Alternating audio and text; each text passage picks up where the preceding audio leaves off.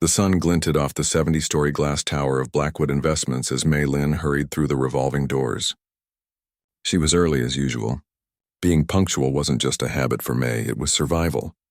Working for Richard Blackwood meant being prepared for anything at any moment. Mei clutched her coffee in one hand and her tablet in the other as she stepped into the elevator. She pressed the button for the 65th floor and took a deep breath, mentally preparing herself for another day as executive assistant to one of the most difficult bosses in the financial world. "Hold the door," a voice called from across the lobby. Mei quickly pressed the door open button, and Thomas from accounting slipped in just before the doors closed. "Thanks, Mei. You're a lifesaver," Thomas said, slightly out of breath. "Big meeting today, huh?" Mei nodded. "The Jensen account. Mr. Blackwood has been preparing for weeks. Well, if anyone can keep him organized, it's you." Thomas gave her a sympathetic smile. The elevator dinged at the 42nd floor and Thomas stepped out with a small wave. "Good luck today, Luck," Mei almost laughed. Luck had nothing to do with surviving as Richard Blackwood's assistant. It was all about hard work, attention to detail, and a thick skin. When the elevator reached the 65th floor, Mei stepped out into the sleek reception area of Blackwood Investments. Glass walls, modern art, and minimalist furniture created an atmosphere of wealth and power.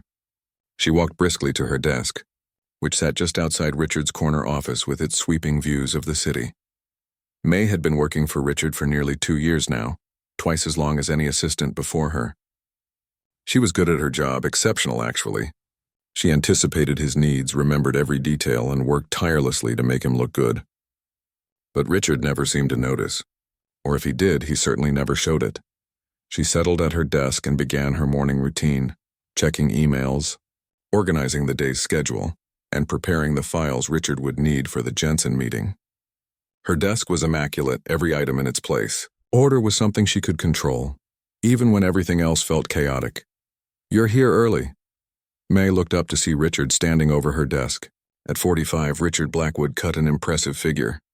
Tall, with salt and pepper hair always perfectly styled, he dressed exclusively in custom suits that cost more than Mei's monthly rent.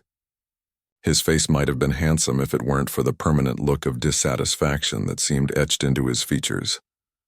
"Good morning, Mr. Blackwood," Mei said, rising slightly from her chair. "I was just preparing for the Jensen meeting. I've compiled all the financial reports and market analyses you requested." Richard took the folder she offered without a word of thanks. He flipped through it briefly, his eyes scanning the contents. "The Henderson data is missing," he said flatly. Mei blinked in confusion. "The Henderson data? I don't recall that being part of the Jensen portfolio. I mentioned it yesterday during the briefing." Richard's voice had an edge to it, the one that made everyone in the office tense up. Mei was certain he hadn't mentioned any Henderson data. She had taken detailed notes during the briefing, as she always did. But arguing with Richard was never a good idea. "I'll get it right away," she said, already turning to her computer. "The meeting is in 30 minutes. Richard's voice made it clear that he expected the impossible. "As usual. I'll have it for you in 10, Mei promised. As Richard walked away, Mei quickly searched the company database for the Henderson data, still convinced he had never mentioned it. After a few minutes, she located what must be the relevant files and began printing them. As she collated the documents, she noticed something odd. The Henderson data actually contradicted some of the conclusions in the Jensen report. She hesitated, wondering if she should point this out to Richard. But experience had taught her that he didn't appreciate being corrected, especially not right before a big meeting. She placed the Henderson data in a separate folder and brought it to his office. Richard was on the phone when she entered, but he gestured impatiently for the folder. Mei placed it on his desk and turned to leave. "Wait," he said, covering the phone's mouthpiece. "Coffee? Black." It wasn't a request. It was a command. Mei nodded and left to fetch his coffee, even though this wasn't part of her job description. But Richard had a way of making everyone feel like they should be grateful just to be employed by him, regardless of what he asked them to do. When she returned with his coffee, the conference room was already filling with executives for the Jensen meeting. Mei quietly set up the presentation materials and made sure everything was in order. She noticed Richard watching her from across the room, his eyes critical, as if just waiting for her to make a mistake. The meeting began, and Richard was in his element. Confident, articulate, commanding, he knew how to work a room. May sat in a corner taking notes and ready to provide any information that might be needed. It was part of her job to be invisible until required. As Richard moved through his presentation, he suddenly turned toward May. "The Henderson projections," he said, holding out his hand. May quickly located the page he needed and brought it to him. As she handed over the document, she noticed a small smile on Richard's face. Not a warm smile, but the kind that appeared when he thought he'd caught someone unprepared. But his smile faded when he saw that she had indeed provided exactly what he needed. For a moment, something like surprise flickered across his face before his usual mask of indifference returned. The meeting continued, and Richard's presentation was a success. The Jensen representatives seemed impressed, and by the time everyone filed out of the conference room, there was talk of finalizing the deal by the end of the month. "Not bad," Richard said to no one in particular as the last client left. His team took this as high praise, exchanging relieved glances. Later that afternoon, as May was updating the client database, Richard emerged from his office. "The company dinner is next Saturday at the Grand Hotel," he announced. "All senior staff are expected to attend." May nodded, making a note on her calendar. The annual company dinner was a lavish affair, meant to impress clients and reward employees. At least that was the official purpose. In reality, it often became a stage for Richard to assert his dominance over the company he had built. "You'll be there as well," he added, almost as an afterthought. May looked up in surprise. Assistants weren't usually invited to the company dinner. "Me, sir? We need someone to coordinate with the hotel staff and make sure everything runs smoothly," he explained. "And bring something appropriate to wear. Not like what you normally have on." His eyes flicked dismissively over her simple but professional attire. "Yes, sir," May replied, hiding her annoyance. A Saturday night spent working wasn't her idea of a reward, but she knew better than to object. As Richard walked away, May's phone rang. It was her mother. "May, don't forget about your cousin's wedding next Saturday," her mother said when May answered. "You promised you'd be there. The whole family is expecting you." May closed her eyes briefly. Her cousin's wedding, how could she have forgotten? It had been planned for months. But now, with Richard's directive about the company dinner, "I'll be there, Mom," she said, though she wasn't sure how she would manage it. She couldn't miss her cousin's wedding. Family was too important. But refusing to work the company dinner could cost her the job she desperately needed to support herself and help her parents with their medical bills. As she hung up, May noticed Richard watching her from his office doorway. Had he overheard her conversation? She couldn't tell from his expression, which revealed nothing as usual. For the rest of the day, May worked diligently, completing her tasks with her usual efficiency despite her troubled thoughts. When evening came, she was the last to leave, as always. As she shut down her computer and gathered her things, she glanced at Richard's empty office. The truth was, despite his difficult personality, May had to admit that Richard Blackwood was brilliant at what he did. He'd built his company from nothing, turning it into one of the most successful investment firms in the city through sheer determination and business savvy. There was something almost admirable about his single-minded focus. But did success have to come at the cost of basic human decency? May wasn't so sure. As she rode the elevator down to the lobby, she thought about the upcoming dinner and her cousin's wedding. She would find a way to do both, she decided. She always did what was expected of her, by her family, by her boss, by everyone. What May didn't realize, as she stepped out into the cool evening air, was that the company dinner would change everything, not just for her, but for Richard Blackwood as well. Sometimes life had a way of revealing unexpected truths about people, truths that could turn assumptions upside down and change the course of lives forever. But that was still a week away. For now, May pulled her jacket tighter around herself and headed for the subway, already planning how to tackle tomorrow's challenges. The week passed in a blur of meetings, phone calls and late nights at the office. May barely had time to breathe, let alone figure out how to attend both her cousin's wedding and the company dinner on Saturday. She had briefly considered telling Richard about the wedding, but each time an opportunity arose, the words died in her throat. Richard Blackwood didn't care about his employees' personal lives. To him, they were just cogs in the machine of his success. By Friday afternoon, May had come up with a plan. Her cousin's wedding ceremony was at 2 p.m., and the reception would follow immediately. The company dinner didn't start until 7 p.m. at the Grand Hotel, which was, fortunately, only a 20-minute drive from the wedding venue. It would be tight, but she could make both events work if she left the reception early. As May was going through this plan in her head for the 100th time, Richard emerged from his office, briefcase in hand. "Everything set for tomorrow night?" he asked, stopping at her desk. "Yes, Mr. Blackwood, I confirmed with the hotel this morning. The private dining room is ready, and the menu has been finalized as you requested." Richard nodded curtly. "I expect you to be there by 6 a.m. to ensure everything is in order before guests arrive." May's heart sank. 6 o'clock? That would make things even more difficult. "Of course," she said, maintaining her professional smile despite her inner turmoil.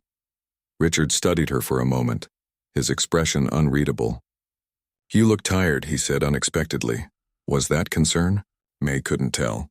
"I'm fine," she assured him. "Just finishing up some details for next week's schedule." "Don't be late tomorrow," was all he said before walking away. Saturday arrived bright and clear. May attended her cousin's wedding, beautiful in its simplicity and warmth. As family members hugged and congratulated the happy couple, May checked her watch repeatedly. She had already explained to her parents that she needed to leave early for work, which had earned her looks of disappointment but grudging understanding. "Always working," her mother had sighed. "That boss of yours doesn't appreciate how much you do." May couldn't argue with that. At 5:30, May slipped away from the reception, still in her pale blue dress and with her hair elegantly styled. There wasn't time to change into something more conservative for the company dinner. She just hoped Richard wouldn't find fault with her appearance on top of everything else. The Grand Hotel lived up to its name, with a marble-floored lobby and crystal chandeliers that cast a warm glow over the well-dressed guests. May rushed to the private dining room where staff were putting final touches on the table arrangements. "The flowers should be white, not yellow," she told the event manager, recalling Richard's specific instructions. "And Mr. Blackwood prefers the Bordeaux to be served at room temperature." The manager nodded, making quick adjustments. May checked each place setting, each detail, knowing that Richard would notice any imperfection. She was so absorbed in her task that she didn't hear him approach. "You're wearing that?" May turned to find Richard standing behind her, impeccable in his tuxedo, his eyes taking in her blue dress with obvious disapproval. "I apologize for my attire, Mr. Blackwood," May said, feeling her cheeks warm. "I had a family wedding earlier today and didn't have time to change." Something flickered across Richard's face, surprise perhaps that she had a life outside of work, but it was quickly replaced by his usual stern expression. "Just make sure everything is perfect," he said dismissively, turning to greet the first arriving guests. The evening progressed smoothly at first. May kept to the background, coordinating with the staff and handling any issues that arose. She noticed Richard working the room with practiced ease, all charm and confidence with clients and senior executives. It was a side of him she rarely saw in the office, where his demeanor was usually cold and demanding. After dinner, as coffee was being served, Richard stood to address the gathering. He spoke about the company's achievements over the past year, praising the hard work of his team. May noticed that he took most of the credit for himself, barely acknowledging the contributions of the people who had put in countless hours to make those achievements possible. As Richard's speech wound down, he gestured toward the grand piano that stood in one corner of the dining room. "I believe in creating a complete experience for our guests," he said smoothly. "And what better way to end a perfect evening than with some music?" He scanned the room, and May felt a chill when his gaze landed on her. "May?" he called out, his voice carrying across the now silent room. "You're always so efficient and prepared. Surely you must have some hidden talents as well. Why don't you play something for us?" May froze. Every eye in the room turned to her. She knew what Richard was doing. This was another power play, another way to assert his dominance by putting her in an uncomfortable position. "I'm sure our guests would appreciate a little entertainment," Richard continued, his smile not reaching his eyes. "Something simple, of course. We wouldn't want to strain your abilities." There was a ripple of uncomfortable laughter from some of the guests. Others looked embarrassed for her. May felt her heart pounding as she slowly made her way to the piano. What Richard didn't know, what no one in the company knew, was that May had studied piano since she was 4 years old. Her parents had sacrificed to give her lessons, believing that music education was as important as academics. May had been headed for a conservatory before her father's illness had derailed those plans, forcing her to find steady employment instead to help with medical bills. As May sat down at the piano, she took a deep breath to steady her nerves. The room watched in awkward anticipation, most expecting a fumbling, embarrassing attempt at music. Richard stood nearby, a satisfied smirk on his face, clearly pleased with his little power game. He leaned against the piano, ready to enjoy her discomfort. May placed her fingers on the keys. For a moment, she considered playing something simple just to get through the moment with minimal embarrassment, but then she looked up and caught Richard's smug expression. Something shifted inside her. Without further hesitation, her fingers began to dance across the keys, and the opening notes of Chopin's Ballad No. 1 in G minor filled the room. It was a piece she knew by heart, a complex emotional composition that required both technical skill and artistic interpretation. The room fell silent as the music swelled. May closed her eyes, letting herself be carried away by the familiar melody. Her fingers moved with confidence and grace, drawing out the nuances of the piece with a sensitivity that could only come from years of dedicated practice. When she opened her eyes briefly, she caught sight of Richard's face. His smirk had vanished, replaced by an expression of utter shock. He straightened up from his casual lean against the piano, his posture now rigid with surprise. May continued playing, pouring her heart into the music. The piece built in intensity, her fingers flying across the keys with practiced precision. She was no longer in a room full of executives and clients. She was back in her parents' small living room, playing the beloved family piano that had been her solace during difficult times. As she played the final notes, the room remained silent for a heartbeat before erupting into applause. Genuine, enthusiastic applause. May blinked, brought back to the present moment by the sound. She stood from the piano bench feeling slightly dazed. Several guests approached her, offering compliments and asking where she had studied. From the corner of her eye, May could see Richard standing apart from the crowd, his face unreadable. "That was quite impressive," said a tall woman who introduced herself as Victoria Chen, one of the firm's biggest clients. "I wouldn't have expected such talent from someone Blackwood keeps hidden behind a desk." Before May could respond, another guest joined them. "Conservatory trained?" he asked. "I studied privately," May explained, uncomfortable with the attention. "I was planning to attend Eastman School of Music, but life had other plans." Victoria looked intrigued. "Our foundation sponsors several arts initiatives. We should talk about that sometime." She handed May a business card before moving away to speak with other guests. As the evening wound down, May helped coordinate the departures, thanking guests and ensuring everything ran smoothly until the last person had left. Only then did she allow herself to feel the full weight of what had happened. Richard had tried to humiliate her, and had instead given her an opportunity to reveal a part of herself she had kept hidden for years. The irony wasn't lost on her. She gathered her things ready to leave when she heard Richard's voice behind her. "Where did you learn to play like that?" May turned to face him. For once, his expression wasn't cold or dismissive. He seemed genuinely curious, perhaps even impressed. "I've played since I was a child," she said simply. Richard nodded slowly. "You're full of surprises, Mei Lin." He seemed about to say something more, then changed his mind. "I'll see you Monday." As May left the Grand Hotel, she felt different somehow. Something had shifted tonight, not just in how others saw her, but in how she saw herself. For years she had set aside her passion for music, focusing instead on being the perfect assistant, fading into the background of Richard Blackwood's world. Tonight, however briefly, she had stepped into the light, and Richard had seen her, really seen her perhaps for the first time. What that would mean for their working relationship remained to be seen.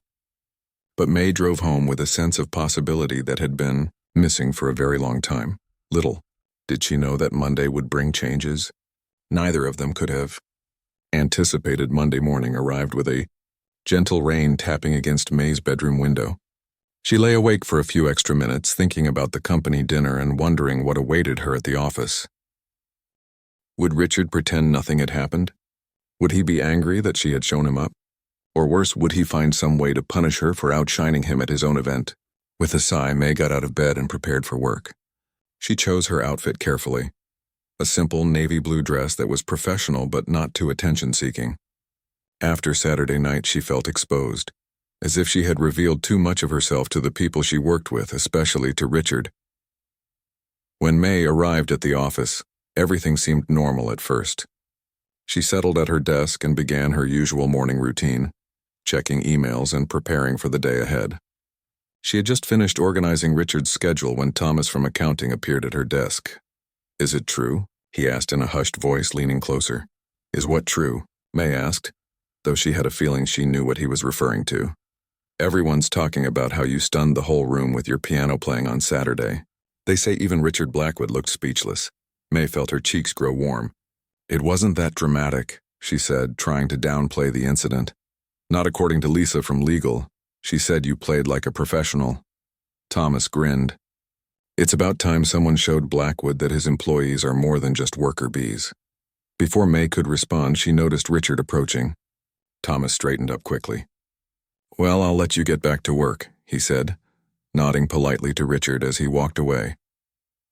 Richard stopped at May's desk, his expression neutral. "Good morning," he said, which was unusual in itself. He rarely bothered with pleasantries. "Good morning, Mr. Blackwood," May replied, bracing herself for whatever might come next.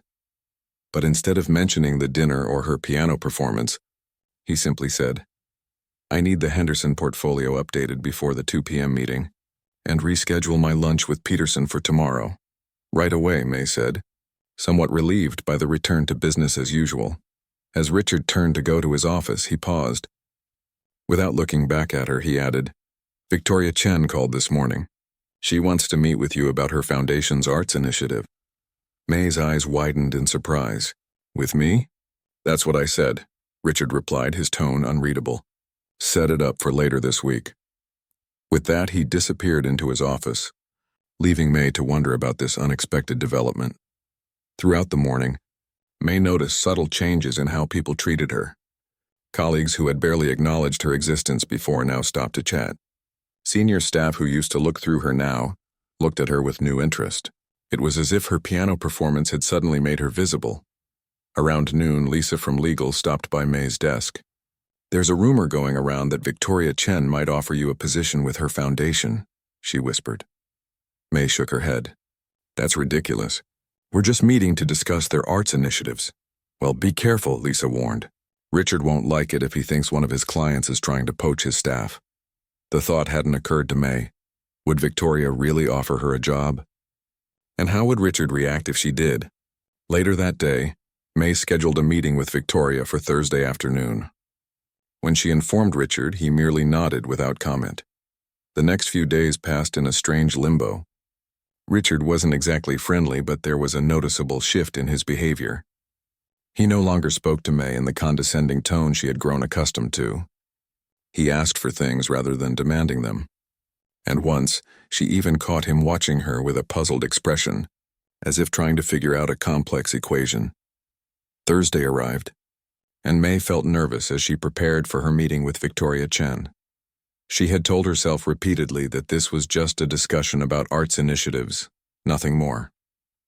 But a part of her couldn't help wondering what it would be like to work somewhere her talents were appreciated. Somewhere she could combine her organizational skills with her love for music. Victoria Chen was waiting for her in a coffee shop near the office. Unlike their brief interaction at the dinner, Victoria was now dressed casually in a simple blouse and slacks. Her warmth and friendliness put May at ease almost immediately. "Thank you for meeting with me," Victoria said as they sat down with their coffees. "I've been thinking a lot about your performance at the Blackwood dinner. It's not often you hear that level of playing outside of a concert hall."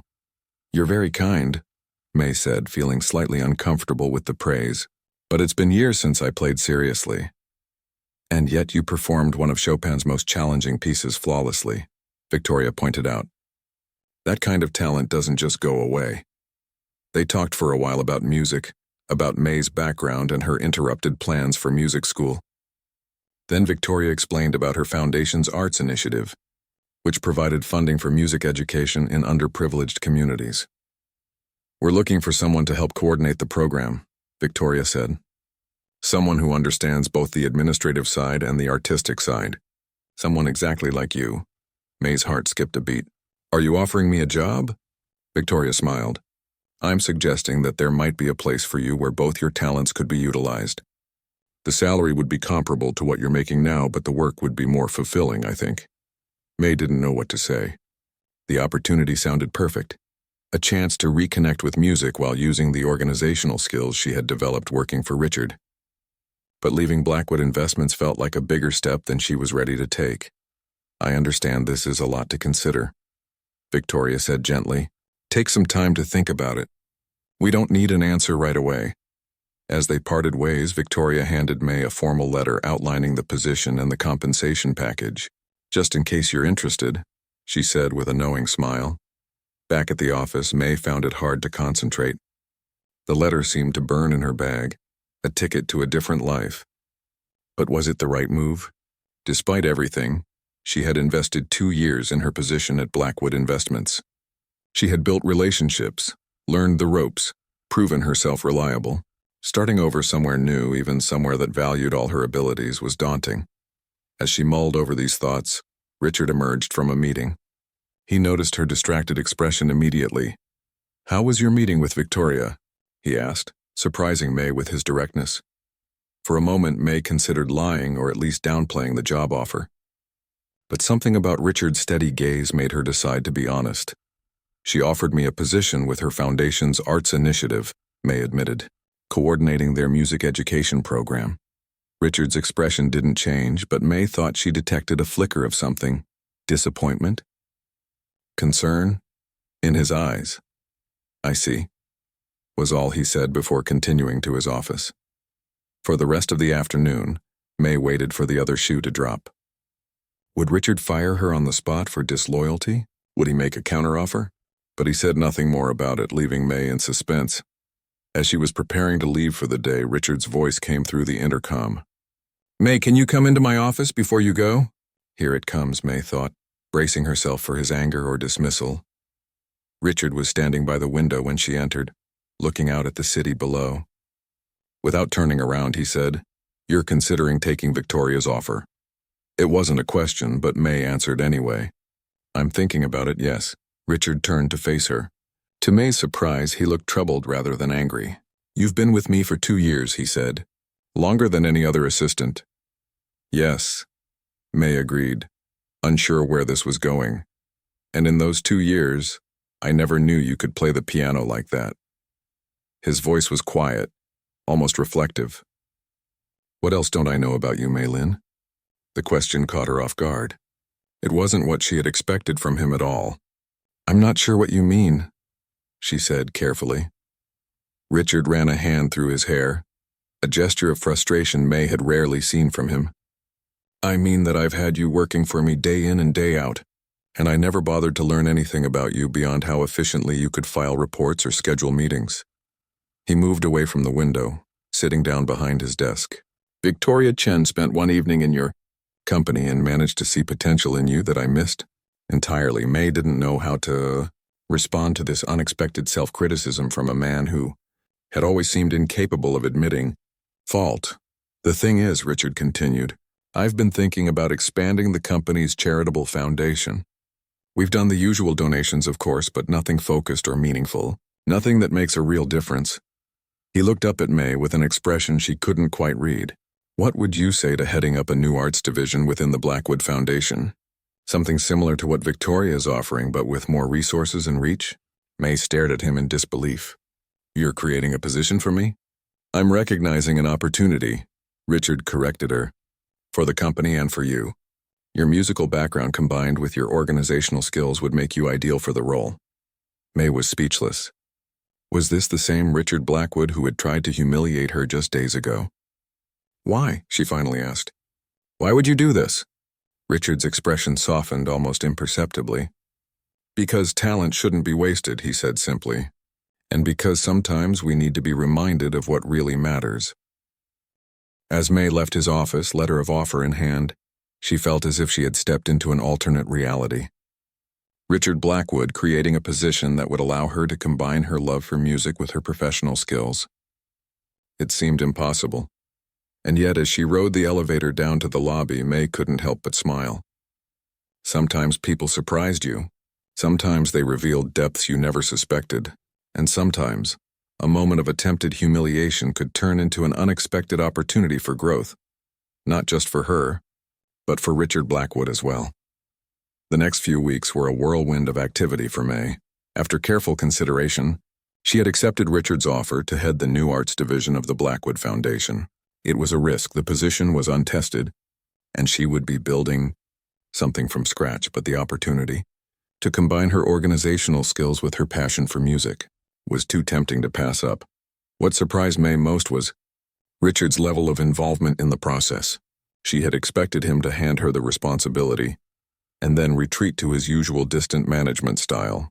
Instead, he scheduled regular meetings to discuss her vision for the foundation, asked thoughtful questions, and actually seemed to listen to her answers. I was thinking we could start with music education in schools that have lost their funding for arts programs, May explained during one of these meetings, spreading out the research she had compiled. There are at least 15 schools in underprivileged neighborhoods that had to cut their music programs in the last 3 years. Richard nodded, studying the data she had presented. What would they need? Instruments? Teachers? Both, May said. And dedicated space for practice. Many of these schools have repurposed their music rooms for other subjects. Richard made a note on his tablet. Draw up a budget for what it would take to reinstate a full music program at 3 schools initially. If it works, we can expand to more. May looked at him with surprise. 3 schools? I was thinking we might start with 1 to test the approach. Richard shook his head. 1 is an experiment. 3 is a program. He met her gaze directly. If we're going to do this, let's do it properly. It was moments like these that continued to catch May off guard. This was a side of Richard Blackwood she had never seen during her 2 years as his assistant. A man who, when he committed to something, did so fully and without reservation. Of course, he wasn't transformed overnight. He could still be demanding and impatient. He still expected excellence and had little tolerance for mistakes.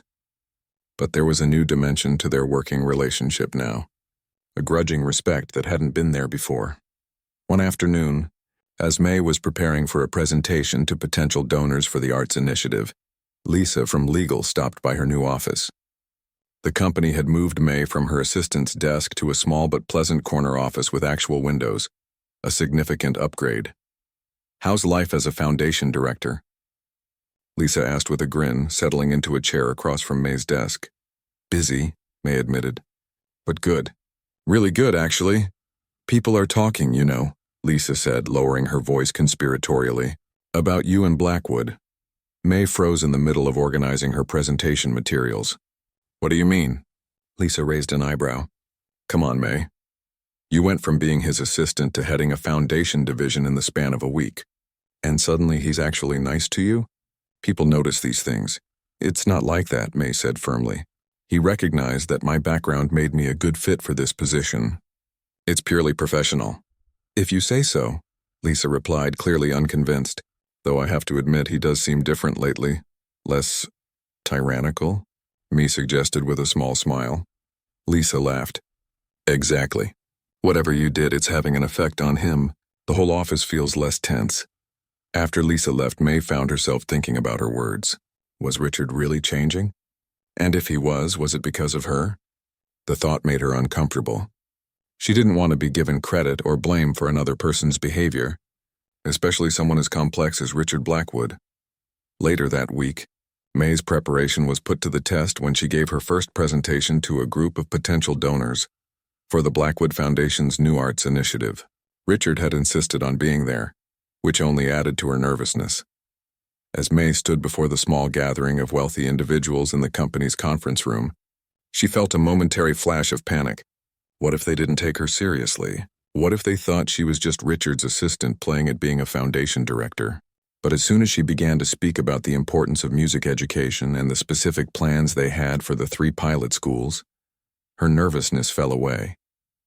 This was something she believed in, something she understood from personal experience.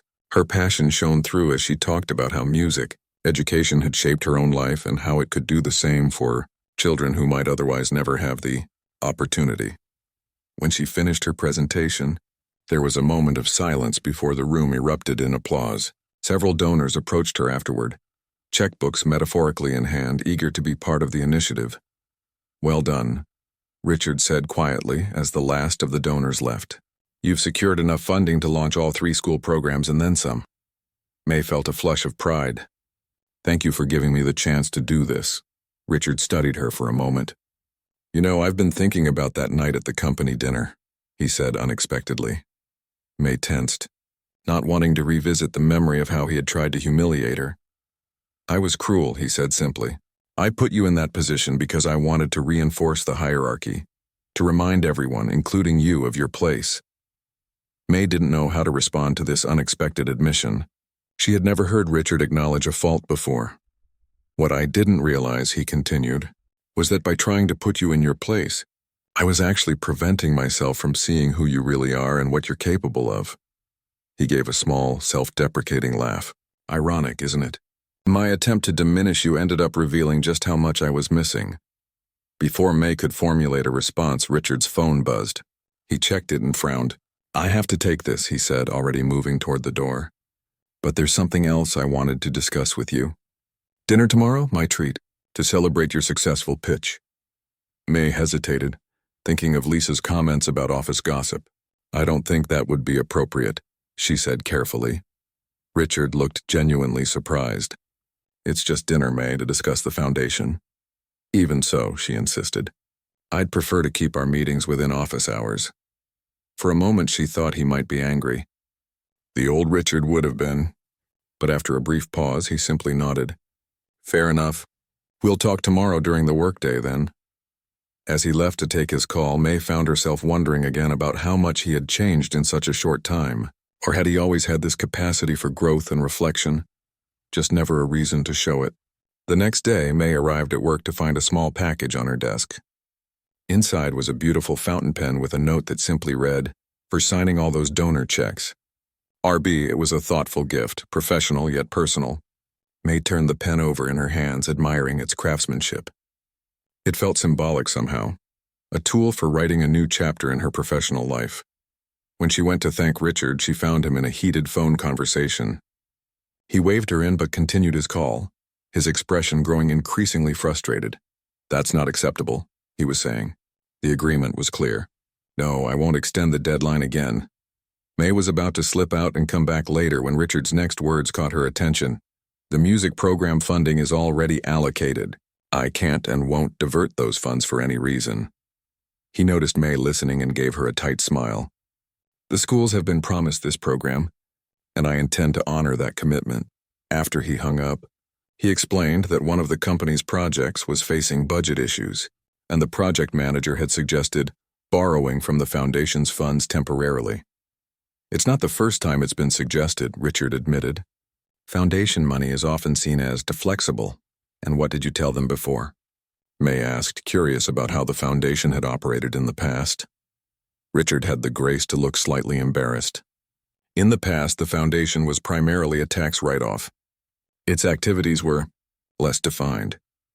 "You mean you used it as a slush fund?" May said bluntly. Instead of getting angry at her directness, Richard nodded. "Essentially, yes. But that's not what it's going to be now. The arts initiative is real, with real commitments and real impact." He looked at her intently. "I meant what I said yesterday, May. Working with you these past weeks has shown me that there's value in doing something meaningful, not just profitable." May found herself believing him, despite her lingering caution about his motives. People could change, she reminded herself. Sometimes they just needed the right catalyst. In the months that followed, the Blackwood Foundation's arts initiative took shape. The 3 pilot schools received new instruments, dedicated teachers, and renovated music rooms. May visited each school regularly, working with the teachers and sometimes even giving impromptu piano lessons to particularly interested students. Richard occasionally accompanied her on these visits, though he tended to stay in the background, observing rather than participating. But May noticed how he watched the children as they discovered the joy of creating music. how his usual stern expression softened when a student mastered a difficult piece or found their voice in a choir. During one such visit, a young boy approached Richard while May was busy helping a group of students with their recorder technique. "Are you the one who bought us all this stuff?" the boy asked, looking up at Richard with unabashed curiosity. Richard seemed taken aback by the direct question. "The foundation provided the funding," he said formally. The boy nodded. "My mom says before this program, I was always getting in trouble after school. Now I just want to practice all the time." He grinned, revealing a missing front tooth. "Ms. Lin says I might be good enough for a scholarship someday if I keep practicing." "Does she now?" Richard glanced over at May, who was patiently demonstrating proper finger positioning to a group of attentive children. "Yep. She says music changes lives." "It changed hers." The boy studied Richard thoughtfully. "Did it change yours too?" Richard was saved from answering by the music teacher calling the students back to their seats. But later, as they drove back to the office, he was unusually quiet. "Something wrong?" May asked eventually. Richard shook his head slightly. "That boy today, he asked if music had changed my life." He drummed his fingers on the steering wheel. "I realized I didn't have an answer. I've never had much connection to music or art. My life has always been about business, about success measured in dollars and cents." "It's not too late, you know," May said gently, "to find that connection." Richard gave her a sideways glance. "Perhaps you could teach me sometime. Just the basics." May smiled at the thought of Richard Blackwood, titan of industry, sitting at a piano learning scales. "I'd be happy to," she said. "Though I should warn you, I'm a very demanding teacher." Richard actually laughed at that, a genuine laugh that transformed his usually serious face. "I would expect nothing less." As they pulled up to the office building, May realized how far they had both come from that night at the company dinner. Richard had tried to use music to belittle her, but instead, music had become the bridge that connected them, that revealed the humanity in them both. There was still much work to be done, both for the foundation and in their evolving professional relationship, but for the first time, May felt they were on the right path, one that allowed both of them to grow and contribute in ways that truly mattered. 1 year after the memorable company dinner that had changed everything, May stood backstage at the city's most prestigious concert hall, barely able to believe what was about to happen. Tonight was the first annual Blackwood Foundation Music Showcase, featuring talented students from the now 15 schools participating in their music education program. What had started as a 3-school pilot had grown beyond anyone's expectations. The success stories from those initial schools had attracted more donors, allowing them to expand the program far faster than planned. Children who had never touched an instrument before were now preparing to perform on one of the city's grandest stages. "Nervous?" Richard asked, appearing beside her. May smiled. "A little. For them, mostly." She nodded toward the students warming up in the wings, their faces a mixture of excitement and terror. "They'll be fine," Richard said with surprising confidence. "They've been well taught." It was true. May had personally overseen the hiring of each music teacher, ensuring they had not only the technical skills but also the patience and passion needed to connect with children who had no prior musical experience. The results had exceeded even her optimistic projections. "I still can't believe we pulled this off," May admitted. "A year ago, these kids didn't even have music classes." Richard looked around at the bustling activity backstage. Students tuning instruments, teachers giving last-minute advice, parents helping with costumes, and something close to pride flickered across his face. "You pulled it off," he corrected her. "This was your vision." May shook her head. "I couldn't have done it without your support." "And your checkbook," she added with a small laugh. It was true that Richard had been generous with funding, but his contribution had been more than financial. Over the past year, he had become increasingly involved with the foundation's work, often rearranging his business schedule to attend important events or meetings related to the arts initiative. He had developed relationships with school principals, music teachers, and even some of the students. People who had once feared the name Richard Blackwood now greeted him with genuine warmth. "Speaking of support," Richard said, checking his watch, "Victoria Chen just texted. She's in the audience with some people from the National Arts Foundation." May's eyes widened. "You invited her?" "Of course," Richard replied as if it were the most natural thing in the world. "She's been a valuable advisor for the program. and her connections could help us secure that statewide expansion we've been discussing. There was a time when May would have been suspicious of Richard's motives for involving Victoria, the woman who had once tried to lure May away from Blackwood Investments. But she had come to understand that Richard's competitive nature had evolved. He still wanted to win, but his definition of winning had expanded beyond mere profit margins and market share. 10 minutes to curtain, called the stage manager, sending a ripple of nervous energy through the gathered performers. I should check on the elementary school choir, May said. They're opening the show, Richard nodded. I'll make sure the special guest is ready for the finale. The special guest was a surprise Richard had arranged, a renowned pianist who had grown up in one of the neighborhoods they now served. He had agreed to perform alongside the students and share his story of how music had changed his life. It was Richard who had made the connection, who had pursued the pianist with the same determination he once reserved for business acquisitions. As May moved through the backstage area, checking in with various groups of students, she reflected on how much had changed in the past year, not just for the children in the program or for Richard, but for herself as well. She had stepped out of the shadows of being someone's assistant and into the light of leadership. She had reconnected with her love of music, not just as a performer but as a teacher and advocate. And she had learned that people, even difficult, demanding people like Richard Blackwood, could surprise you if given the chance. The showcase began to thunderous applause from a packed house. Parents, siblings, teachers, donors, and community members filled every seat. The children performed with heart and enthusiasm, if not always perfect technique. But that wasn't the point. The point was the joy on their faces, the confidence in their posture, the pride in their accomplishment. Halfway through the program, Richard was scheduled to give a brief speech about the foundation. May watched from the wings as he approached the microphone, looking uncharacteristically nervous. "Good evening," he began, his voice steady, despite his obvious discomfort with public speaking outside the business world. 1 year ago, the Blackwood Foundation launched a music education initiative in 3 schools. Today, we're in 15 schools, reaching over 2,000 children.